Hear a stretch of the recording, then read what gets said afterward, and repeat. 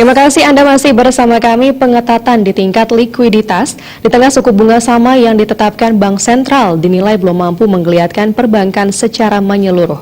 Untuk itu perbankan harus benar-benar melakukan terobosan untuk meningkatkan kepercayaan dalam menyalurkan dananya.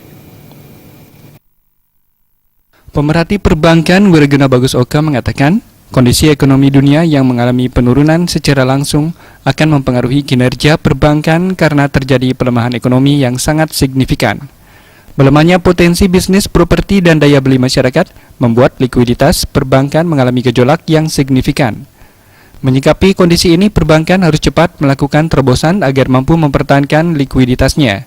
Hal yang sama juga harus dilakukan oleh Bank Perkreditan Rakyat (BPR) agar mampu menyalurkan kredit dengan baik.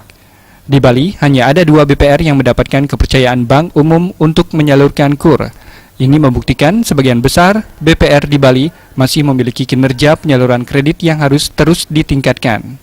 Sehingga secondary reserve dari perbankan banyak yang mulai dicairkan untuk membiayai usaha-usaha perbankannya. Antara lain untuk KUR, kredit usaha rakyat, yang sementara ini sangat terbatas. BPR aja hanya 2 yang menyalurkan ya.